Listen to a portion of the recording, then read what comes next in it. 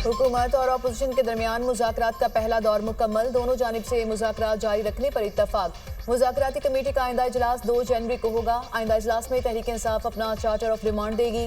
दोनों कमेटियों ने मुज़ाकरात को मुस्बत अमल करार दिया। अपोजिशन के तहरीरी मुतालबात पर बातचीत को आगे बढ़ाया जाएगा। असद कैसर ने आगाह किया कि कुछ मेंबरान शरीक नहीं हो सके। सेनेटर इरफान सदीकी ने हुकूमत और अपोजिशन मुज़ाकरात का एलामिया पढ़कर सुनाया।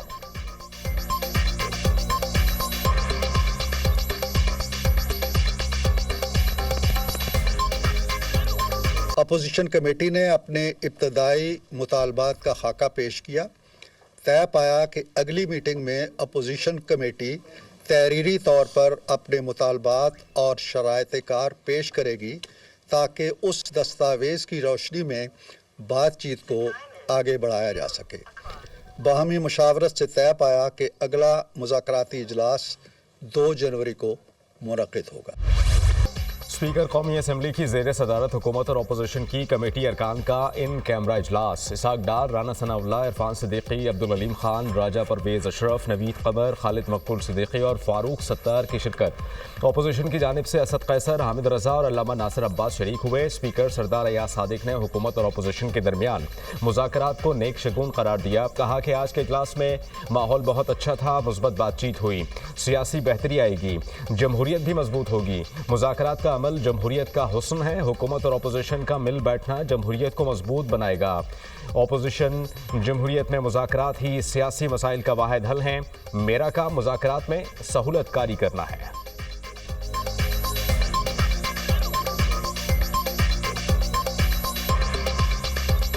माहौल बहुत अच्छा था और मुझे उम्मीद नज़र आती है कि अगर हम सब मिल के सर जोड़ के पाकिस्तान की बेहतरी के लिए जो कि अहद भी करते हैं और कोशिश भी करेंगे, काम करना चाहते हैं, इसमें सियासी बेहतरी भी आएगी, जमहूरियत भी मुस्तहकम होगी। चूँकि आज कुछ मेंबरान अपोजिशन के नहीं तशरीफ़ ला सके, जो इंशाअल्लाह 2 जनवरी को मीटिंग होगी। 9 तारीख को हमारी जो मीटिंग है वो 2 जनवरी को इंशाअल्लाह मीटिंग होगी और इसके बाद ये मुसलसल मीटिंग होगी। जो हमारे वर्कर्स हैं जो इस वक्त जेलों में है उसके भी ऊपर भी हमने बात की। जुडिशल कमीशन सीनियर जो जजेस उसके मातहत जो है जुडिशल कमीशन। आज इब्तदाई बातचीत हुई। बाकायदा मुज़ाकरात का आगाज 2 जनवरी को होगा। चार्टर ऑफ डिमांड पेश करेंगे। हमने अपना मौक़िफ़ भरपूर तरीके से सामने रखा। हमने बानी PTI समेत तमाम कैदियों की रिहाई का मुतालबा किया। जुडिशल कमीशन की तश्कील के हवाले से भी बात की। रहनुमा PTI असद कैसर की मीडिया टॉक। कहा हुकूमत ने बानी PTI से मुलाकात का मुतालबा मान लिया। अपोजिशन लीडर उमर जूब ने कहा मुल्क में तब तक इस्तेहकाम नहीं आएगा जब तक आइन और कानून की बालादस्ती नहीं होगी। साबिक सदर आरिफ अलवी बोले सियासत ही से मुल्क को बचाया जा सकता है।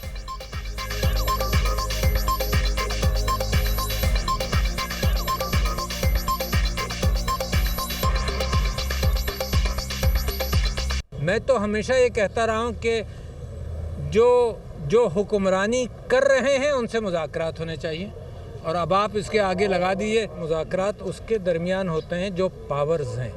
पावर इमरान खान है, 90% आवाम की पावर इमरान खान है और जो हुकूमत के अंदर जो समझते हैं कि जिनके पास फ़ैसला करने की गुंजाइश है उनके साथ मुज़ाकरात होने चाहिए। पॉलिटिकल डायलॉग से ही दरमियानी रास्ता निकलेगा। दोनों अतराफ से खुले दिल के साथ बैठें, फरीकैन एक दूसरे की बात सुनें और फिर कोई रास्ता निकालें। ये नहीं हो सकता कोई 100% एक दूसरे की बात मान ले। अगर पाकिस्तान तहरीक इंसाफ हमें चोर कहती थी तो हम भी बहुत कुछ कहते थे। राना सनाउल्लाह की मीडिया टॉक। कहा कि जब हमें सियासी इंतकाम का निशाना बनाया जा रहा था तब भी कहा था कि चार्टर ऑफ इकॉनमी करें। राजा परवेज़ अशरफ ने कहा कि डायलॉग का शुरू होना खुशाइंद है। इदारों के खिलाफ प्रोपेगेंडा रोकना चाहिए।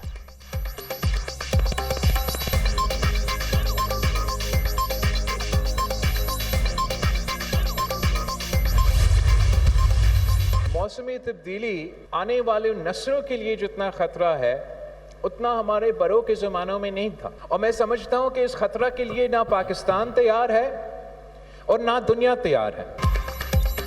इंटरनेट स्लो किया जाए तो बाबुओं का नुकसान नहीं होता, नौजवान मुतासिर होते हैं। इस्लामाबाद में बुजुर्गों, बाबुओं और सियासतदानों को समझ नहीं आता कि माजी में किसी न किसी बहाने यूथ को खामोश कराने की कोशिश की गई।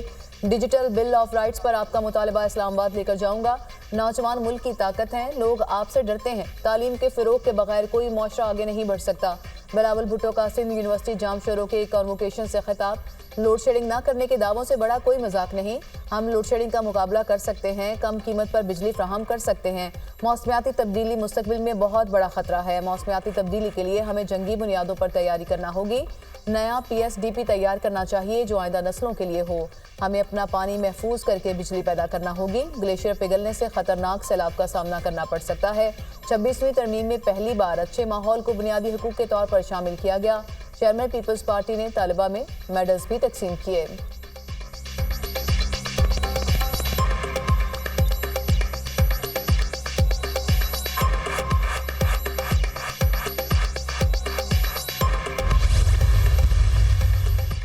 वज़ीर आज़म शहबाज शरीफ आज सदर आसिफ अली ज़रदारी से मुलाकात करेंगे। मुल्क की सियासी और माशी सूरत हाल पर तबादला ख्याल किया जाएगा।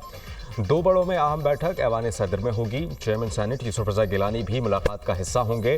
वज़ीर आज़म शहबाज शरीफ ने वफाकी काबीना का इजलास कल तलब कर लिया। मुल्क की मजमूई अमन व अमान और माशी सूरत हाल का जायज़ा लिया जाएगा।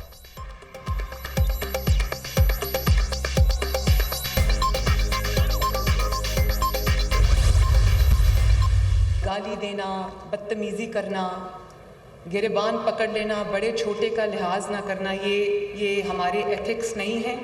इस तरह की मुझे स्लैंडर कैंपेन्स का सामना करना पड़ा, कैरेक्टर असैसिनेशंस का सामना करना पड़ा, सिर्फ और सिर्फ जो सियासी मुखालफत है उसकी बुनियाद पर। मैं तो आहिस्ता आहिस्ता इतनी सख्त हो गई हूँ, इम्यून हो गई हूँ कि मैं उन लोगों का शुक्रिया अदा करना चाहती हूँ जिन्होंने मुझे उस आग की भट्टी में से गुजारा कि अब मेरे पे कोई चीज़ असर नहीं करती। मुझे गाली दे दो, मुझ पे असर नहीं करता। मेरे सामने खड़े होकर नारा लगा दो, मुझ पे असर नहीं करता। सियासी मुखालफत की बुनियाद पर मुझे किरदार कुशी का सामना करना पड़ा। इतनी मजबूत हो गई हूँ कि नारा लगाओ, गाली दो, मुझे फ़र्क नहीं पड़ता। जिन लोगों ने मुझे आग की भट्टी से गुजारा उनकी शुक्रगुजार हूँ। गाली देना, बदतमीज़ी करना, गिरबान पकड़ना हमारी तहजीब नहीं। मुल्क की भागदौड़ नौजवानों के हाथ में है। वज़ीर आला पंजाब मरियम नवाज का तकरीब से खिताब। कहा 30,000 स्कॉलरशिप इस साल दे रहे हैं। 60% स्कॉलरशिप तालिबात को दिए गए। आइंदा साल 50,000 स्कॉलरशिप देने का प्लान है। मुल्क का मुस्तकबिल महफूज हाथों में है। मुखालिफिन कहते हैं कि अवाम का पैसा है, अवाम में जा रहा है। ये पैसा पहली हुकूमतों के पास भी था तो बच्चों को क्यों नहीं मिला?